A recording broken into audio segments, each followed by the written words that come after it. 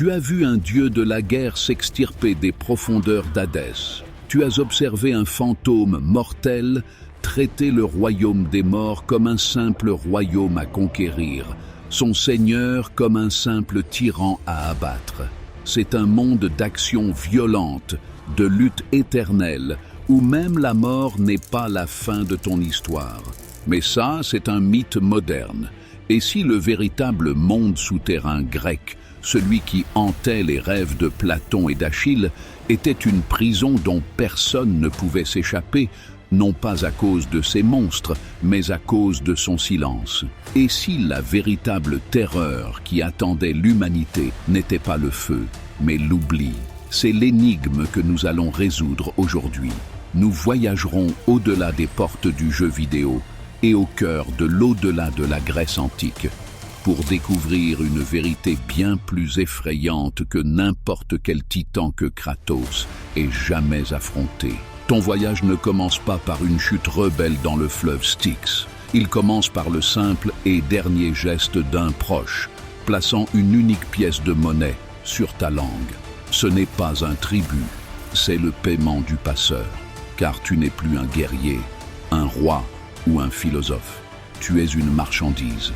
Tu es une ombre, un pâle écho de ce que tu fus, attendant sur les rives brumeuses d'un fleuve qui sépare tout ce que tu as été de tout ce que tu seras désormais. Tu le vois approcher à travers le brouillard, Charon, le sinistre passeur. Il n'est pas un boss à vaincre, c'est un fonctionnaire du cosmos, aussi inévitable que le temps lui-même.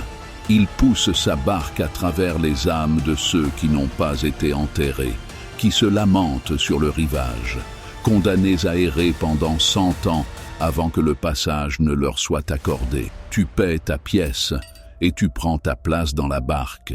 Il n'y a pas de conversation. Seul le clapotis rythmé de la rame contre l'eau noire du Styx, un fleuve de serments inviolables. C'est la première grande vérité. Dans le monde de Kratos, le monde souterrain est un lieu d'action. Dans le monde grec, c'est un lieu de profonde passivité. Tu n'y entres pas en te battant, tu es traité. Sur la rive opposée, les portes d'Hadès se dressent. Et devant elles, un chien monstrueux à 3 têtes. Cerbère. Dans le jeu, c'est une bête colossale à dompter, un défi à surmonter. Mais pour toi, le nouveau mort, il n'est pas un gardien à combattre. C'est un portier dont le seul but est de s'assurer que tu ne partes jamais. Il flatte les nouveaux arrivants, mais il dévorera sans pitié toute âme qui osera faire demi-tour. Le pacte est scellé. Tu es maintenant dans le domaine d'Hadès. Les jeux nous montrent un grand procès. 3 grands rois, Minos, Rhadamante et Éaque, jugeant chaque âme, pesant les actions de leur vie pour déterminer leur récompense ou leur châtiment éternel.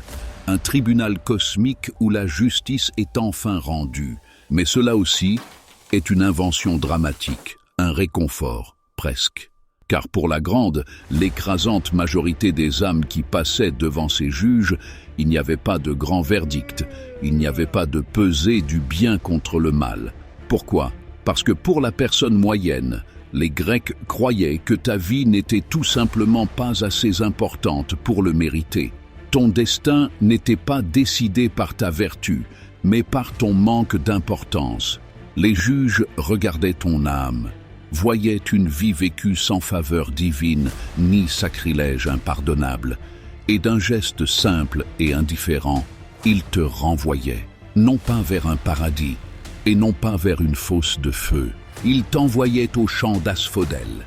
Et c'est ici, en ce lieu, que nous trouvons la véritable horreur de l'au-delà grec. Kratos ne visite jamais ce royaume, parce qu'il n'y a rien à combattre ici. Il n'y a rien à conquérir. Il n'y a qu'un crépuscule gris et sans fin. Imagine une vaste prairie, s'étendant jusqu'à un horizon que tu ne peux jamais atteindre. Elle est couverte de fleurs d'asphodèle pâles et fantomatiques. Et errant à travers cette prairie se trouvent les innombrables morts, des milliards d'âmes flottant comme de la fumée. Elles sont sans esprit, elles sont sans force, elles jacassent des queens comme des chauves-souris.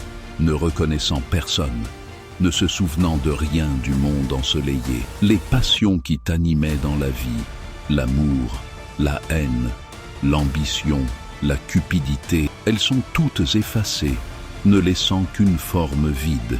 C'était le destin de presque tout le monde, rois et roturiers, soldats et poètes.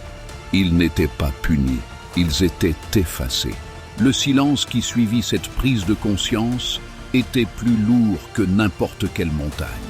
Lorsque le héros Ulysse voyagea dans le monde souterrain, il rencontra l'ombre du puissant Achille, le plus grand guerrier ayant jamais vécu.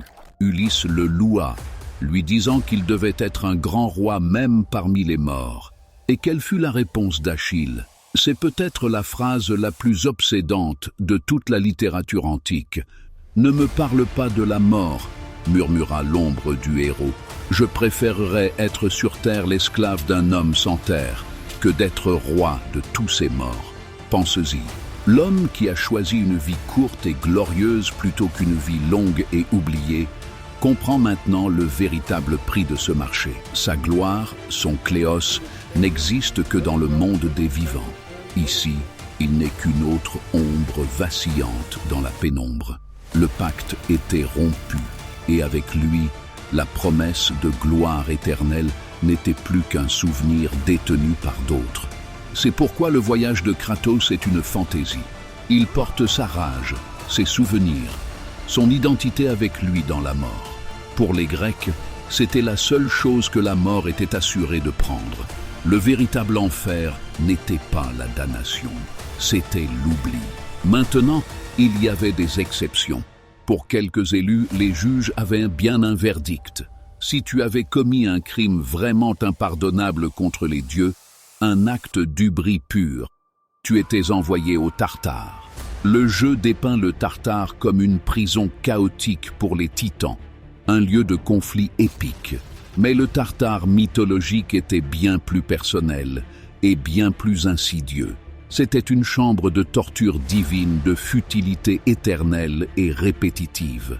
Tu ne combattais pas de titan, tu devenais Tantale, éternellement debout dans une étendue d'eau qui se retire quand tu te penches pour boire, une branche de fruits qui s'éloigne toujours quand tu tends la main pour manger. Tu devenais Sisyphe, poussant éternellement un rocher en haut d'une colline, seulement pour le voir redescendre juste avant d'atteindre le sommet.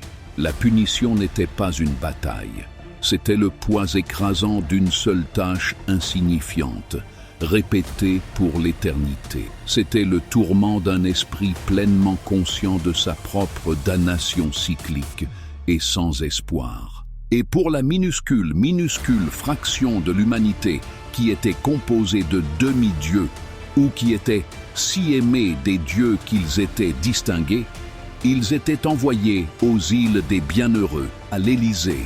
Kratos se ferait un chemin à travers l'Élysée. Pour lui, c'est une autre arène, belle et violente. La réalité, l'Élysée était une récompense définie par ce qu'elle n'était pas. Ce n'était pas le désespoir gris de l'asphodèle. C'était un lieu de lumière du soleil, de musique, où les héros d'antan pouvaient vivre une ombre de leur vie passée, pour toujours en paix. Mais leurs histoires étaient terminées. Il n'y avait plus de quête, plus de gloire à gagner.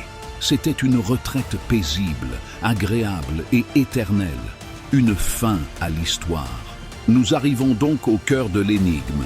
Pourquoi les Grecs craignaient-ils un au-delà qui, pour la plupart, n'était pas synonyme de douleur ou de souffrance? Le monde souterrain de Kratos est un royaume de conséquences. Tes actions ont un sens. Tu peux te battre, tu peux gagner, tu peux t'échapper.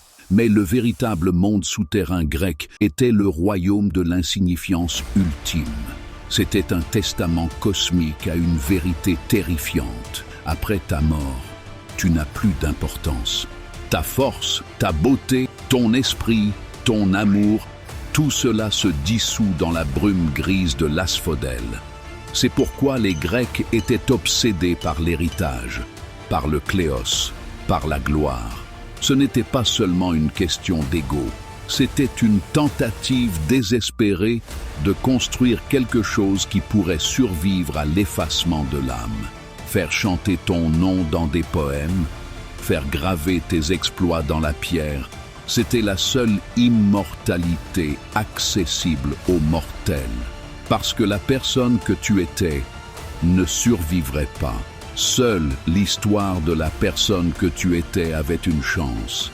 La saga God of War nous offre un héros moderne qui peut vaincre la mort elle-même par la seule force de sa volonté. Elle raconte une histoire que nous voulons croire, que nous sommes les maîtres de notre propre destin, même face à l'oubli.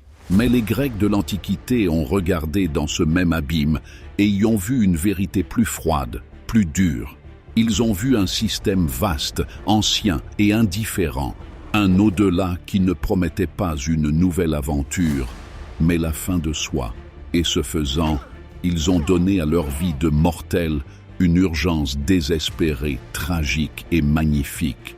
Ils ont compris que la scène de la gloire n'était pas les champs brumeux du monde souterrain, mais ici, maintenant, sous la chaleur d'un soleil que tu verras un jour pour la toute dernière fois.